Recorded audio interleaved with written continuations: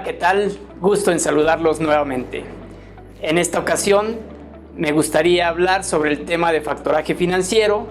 Bueno, el factoraje financiero es una figura que empieza más o menos en los años 30 en los Estados Unidos, y en nuestro país en los años 60 encontramos los primeros antecedentes con esta empresa Heller que hizo las primeras operaciones de factoraje financiero. Ya toma fuerza de manera más importante en los años 80 y es regulada el 3 de enero de 1990 en la Ley General de Organizaciones y Actividades Auxiliares del Crédito como una figura exclusiva de las empresas de factoraje financiero como organizaciones auxiliares del crédito.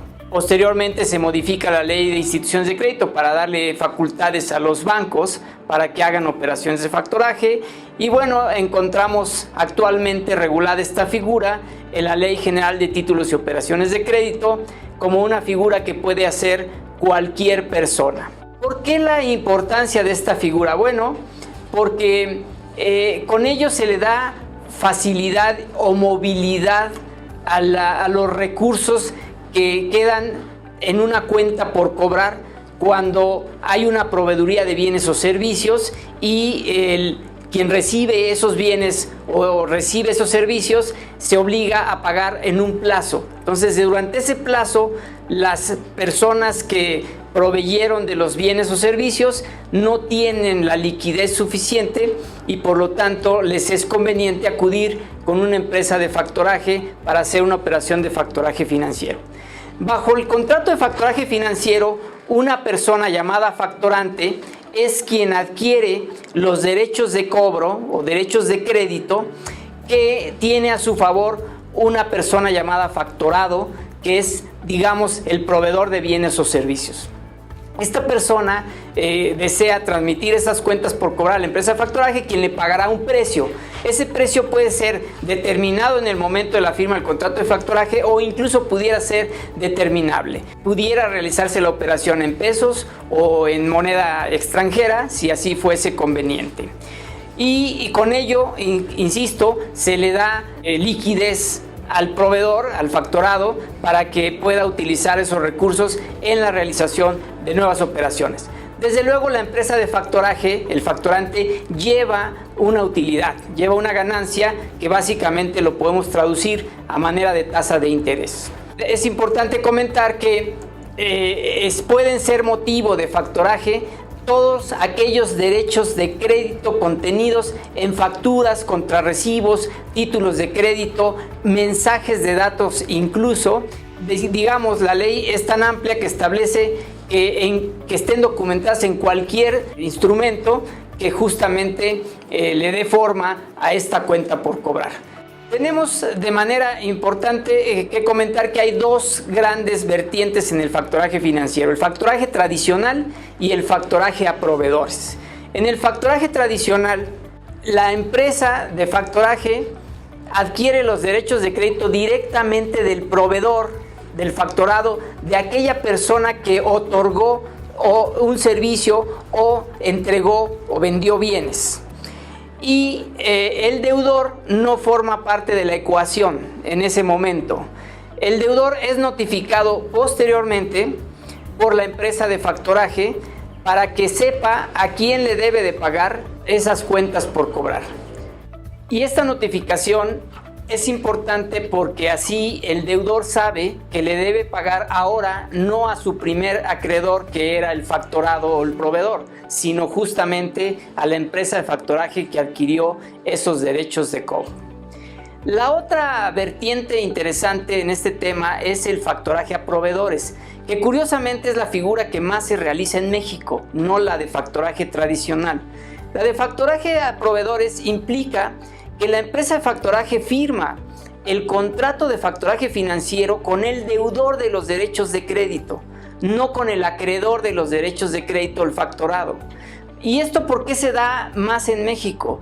Porque justamente los grandes compradores o las cadenas de autoservicio, etcétera, pues para darle, digamos, liquidez a sus proveedores, pues prefieren firmar ellos el contrato con la empresa de factoraje para que todos sus proveedores vengan y descuenten los documentos con la empresa de factoraje y de esa manera tengan liquidez.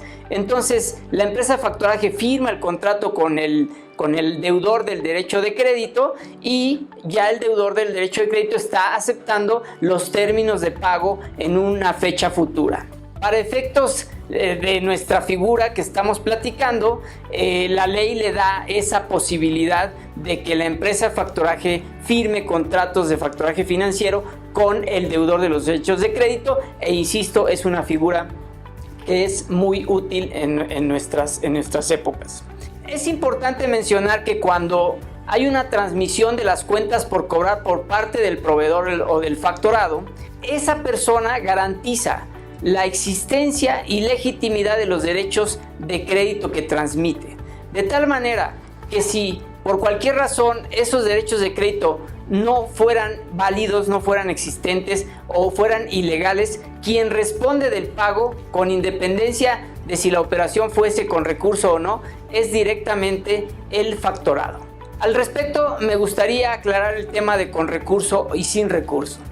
Una operación de factoraje financiero es con recurso cuando el factorado, es decir, la persona que transmite los derechos de cobro, el acreedor originario, queda obligado solidariamente a pagar a la empresa de factoraje en caso de que el deudor no lo haga.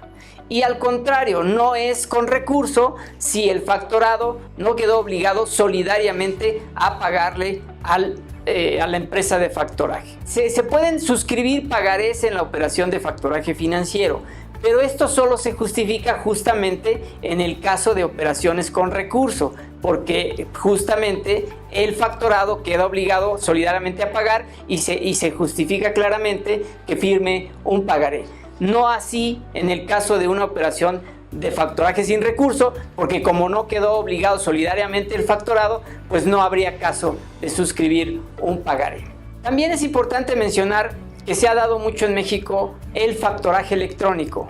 ¿Por qué? Porque bueno, la ley permite la transmisión de derechos de crédito documentados en mensajes de datos, como lo dije hace un rato, y estos mensajes de datos tienen su soporte en el Código de Comercio cuando se regula justamente el comercio electrónico en México. Y también la propia ley establece la posibilidad de hacer la notificación al deudor vía mensajes de datos. Esto ha permitido que las instituciones de factoraje financiero puedan crear sus propias plataformas tecnológicas para realizar las operaciones de factoraje financiero a través de ellas. O incluso hay empresas que crean la plataforma tecnológica y la rentan de alguna manera a las empresas de factoraje para que a través de su plataforma se realicen las operaciones de factoraje financiero. Por último, me gustaría comentar que existe la posibilidad en el factoraje financiero que se delegue la cobranza en manos de un tercero. Ese tercero puede ser ajeno al factorado y factorante o puede ser incluso el propio factorado. Entonces es muy común que el factorado o proveedor de los derechos de los servicios o de los bienes transmita la cuenta por cobrar, pero se quede con la cobranza y la administración, digamos, de la cartera. ¿Por qué? Porque quiere mantener la relación con el deudor y no quisiera que el deudor supiera que transmitió las cuentas por cobrar a un tercero. En este caso, la ley nos permite que cuando es cobranza delegada no se notifique al deudor para que justamente se mantenga esa secrecía y el factorado pueda mantener la relación con su propio deudor. La obligación del factorado o de quien realiza la cobranza es que en cuanto cobre le pague a la empresa de factoraje. Normalmente se establece por práctica 24 horas, 48 horas, etc. Si no hay un pago, pues es motivo de incumplimiento e incluso puede ser motivo de una actividad delictiva. Esta figura de factoraje financiero es muy útil en el comercio diario y debería ser explotada de mucho mejor manera en México. Es increíble que en otros países como en Latinoamérica, en el caso específico de Chile, ellos manejan una cantidad impresionante de operaciones de factoraje financiero Y en México, que somos una economía más grande, muchas veces el producto está más limitado. Pero bueno, han sucedido cosas y esa es un poco la razón por la que esta figura no ha sido tan explotada. Nuestra firma legal es asesora de la AMEFAC, que es la asociación que aglutina a las empresas de factoraje más importantes en México, incluyendo desde luego a los bancos. Ha sido un gusto estar con ustedes exponiendo esta breve cápsula. Los invitamos a que nos sigan en nuestras redes sociales y visiten nuestra página web. Muchas gracias.